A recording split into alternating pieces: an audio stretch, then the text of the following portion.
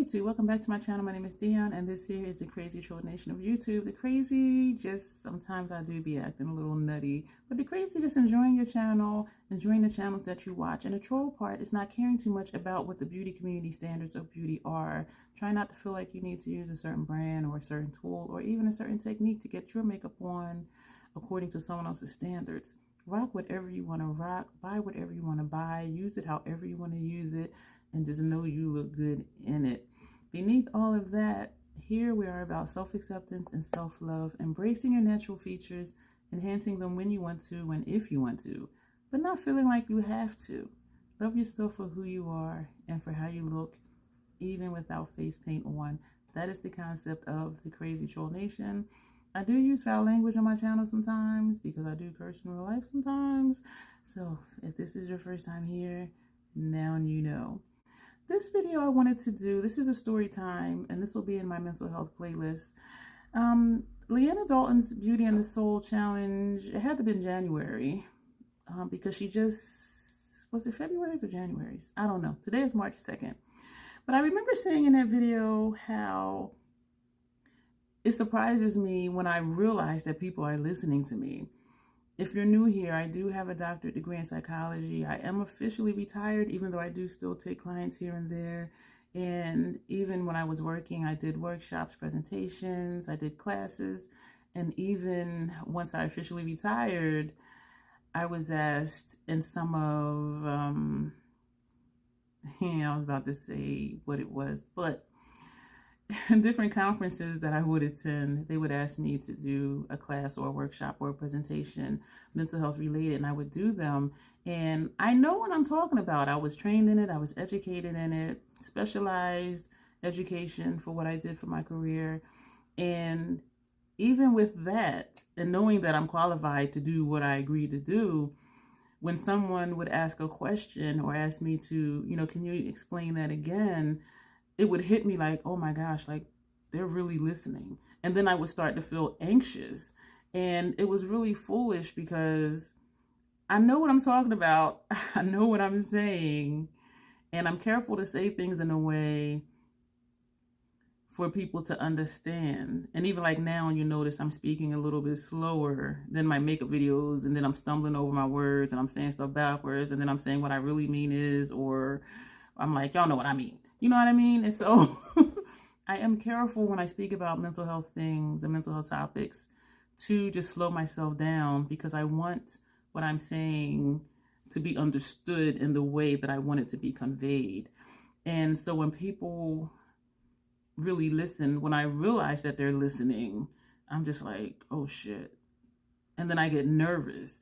And I mentioned that in her Beauty and the Soul challenge video that I did.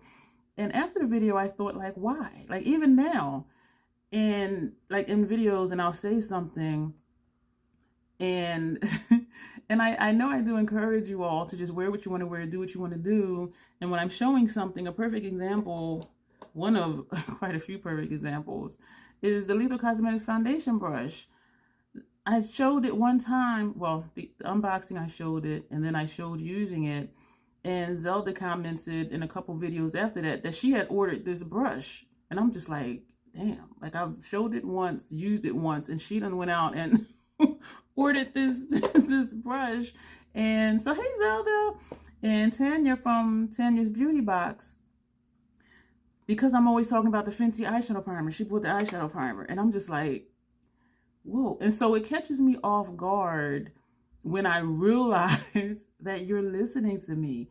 Or if I do something a certain way and someone says, I tried it. Or these sponge tip applicators. Some of y'all are like, oh, I bought the sponge tips and I'm watching videos and you guys are using sponge tips. And I'm just like, oh my gosh. And that makes me want to be even more careful about the things I say and how I say it, because you guys are listening. And so I thought about, why does that shock me? Why does it make me nervous when I realize it? Why do I feel anxious when I realize it? Because when I'm doing a presentation, it's live time.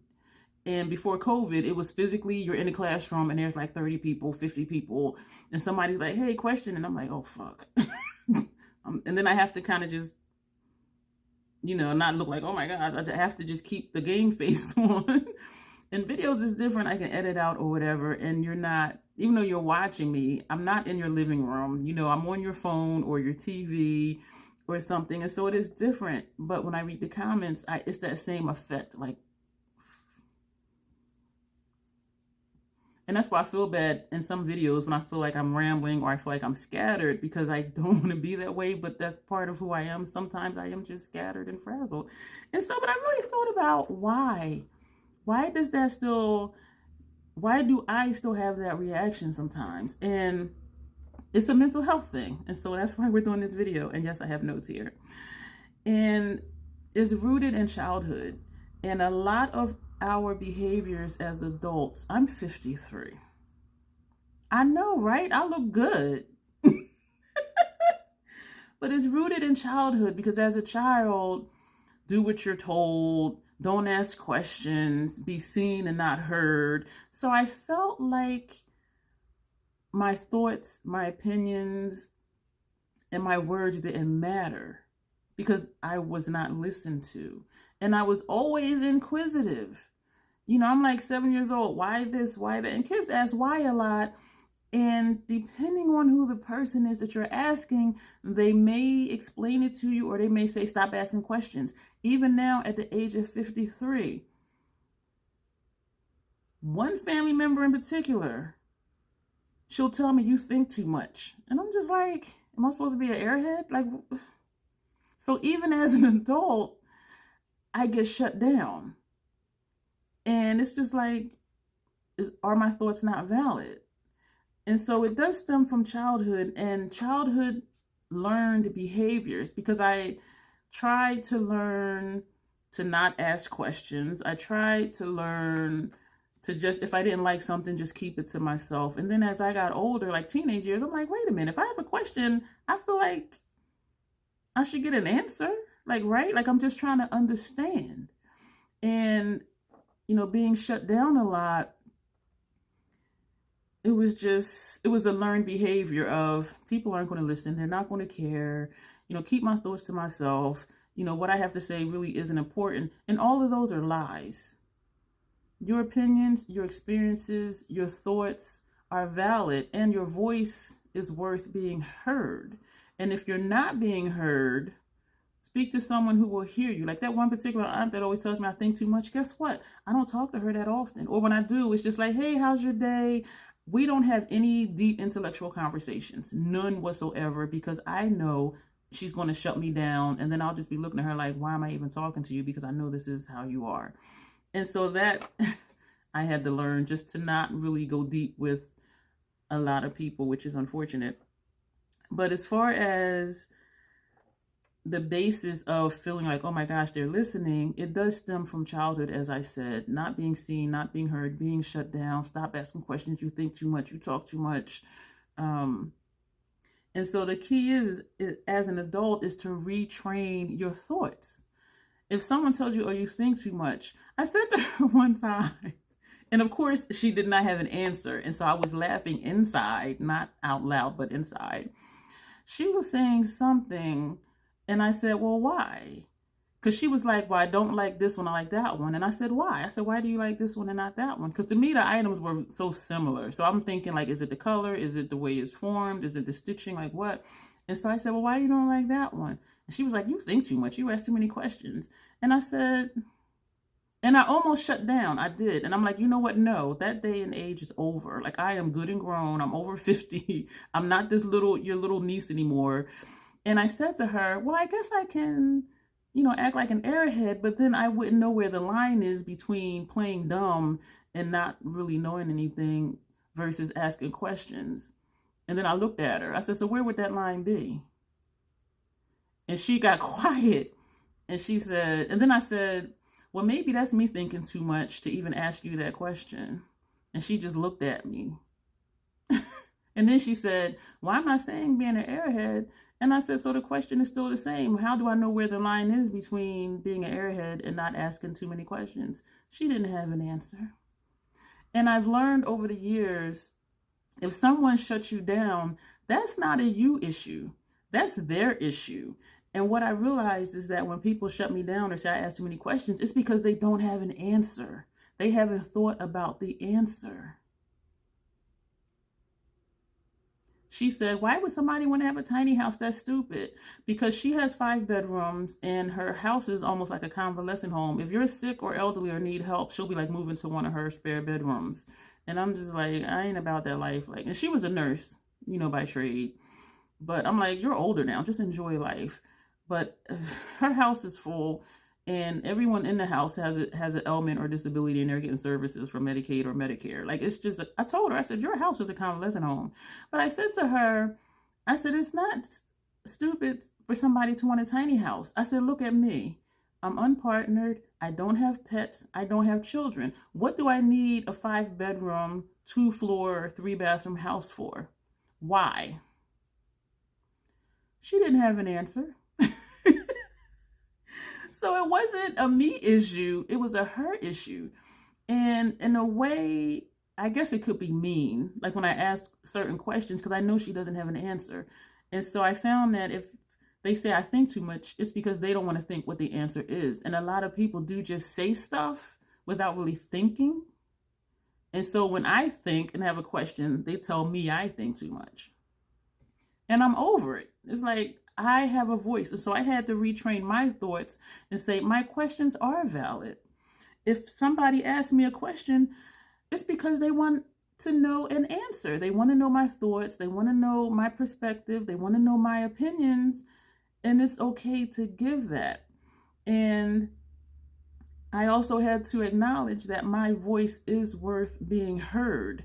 And if I'm speaking to people and they're shutting me down, I need a different audience. Be around people who accept me for who I am and appreciate me for who I am, and people who actually want to have intellectual conversations. And so even though I'm talking about conversations, it could be anything in your life. If you're around people who don't like the way you dress, be around different people. Like, you can change that. Don't change how you dress because the people you're around don't approve of it. And that goes to my intro here with makeup. Wear whatever you want to wear and just rock it. Like, be happy with yourself, be happy with who you are, and be content with your life and with what you're doing in your life. If somebody has a problem with it, excuse me for stammering, if someone has a problem with it, that's not a you issue. That's their issue. And so it's important to differentiate between the two. Every issue is not yours. The issue is when you're trying to be something you're not to appease someone else. That's the issue. So just know that you're valuable. Just know that you are worth being heard. You're worth being seen. Your experiences, your perspectives, your opinions, your thoughts, they matter. And if you're around people who are not accepting of that, you need to be around different people. And that can be challenging too, because it may be family members. Like I said, I've learned not to have intellectual conversations with her. And I have other family members. We do have like really deep conversations. And some I'm just like, hey, how you doing? And I go about my business and I go over and talk to Uncle so-and-so, who we do have those conversations. And so, but that's just something I wanted to share as an adult, realizing I still had behaviors that were rooted in my childhood, and realizing I needed to retrain my thoughts and not just allow people to shut me down, but to stand up for myself and to speak up for myself. Even on a job, you know, I had to write assessments, clinical assessments. And so you interview the person, it might take 3 hours. And then you have to write all of this stuff up, and it's in a template. So you're putting stuff in, you're elaborating on things, and then you come to a conclusion and a summary at the end, especially if it had to go to the court system, because this is going before a judge to like read this clinical assessment of this person to decide what their sentence is going to be, or if it's going to change, or if they should be released, because some of my clients were like in prison already. And so it was really a serious thing. And I forgot where I was going with that. Oh, I had a supervisor who, she was strange. I write the same way. I'm a concise writer. I'm like, this is what they said. This is what my clinical thoughts are. Research says this, and then this, and blah, blah, blah. And, you know, some reports, like, she'll be like, oh, this is really great. Like this, you know, you did a really, you know, good write-up on this assessment. And then like the next week, you know, all of them have the same format. All of them have the same template. You just plug in information and expound on certain things and tie things in together. Like you notice a pattern when you're doing assessments. Okay, they said this, that relates to this, even though it's a different time frame or whatever. So you find where there's patterns, and then you talk about those patterns and how to possibly break those patterns. And you know, the next week she was like, oh, well, you know, and she would do the track changes, you know, change this, put that. And I'm just like, okay, last week you didn't have an issue. And now this week you like, are you like, what's going on with you? And the thing is, I wouldn't make the changes. I would wait a few days and send her back the one I sent her the first time. And she would be like, oh, this is great. Thank you. And that's how I knew it was a her problem. Because if I sent you an assessment, you had issues with it. I send you back the same exact assessment and you're saying how great it is. My double chin is not even in agreement. It's like, let's pop out and see what's going on here. Like, what is she talking about? But it was just weird. And so even with situations like that, learning that that's how that person is. That wasn't a me thing or how I wrote up my assessments. That was a her thing because whatever she was going through in those weeks. Because to send the same exact thing back and now all of a sudden it's great. I'm like, that's the one I sent you 3 days ago and you had all these issues. So just remember, every issue is not a you thing. Sometimes it's the other person. And as far as your individual thought patterns, because there are patterns to why we think certain things or our mind goes a certain way. And most times, not all the time, but most times it is rooted in childhood because that's when we're learning. We're learning how we relate to the world and people around us, family and friends, and we're learning how they relate to us.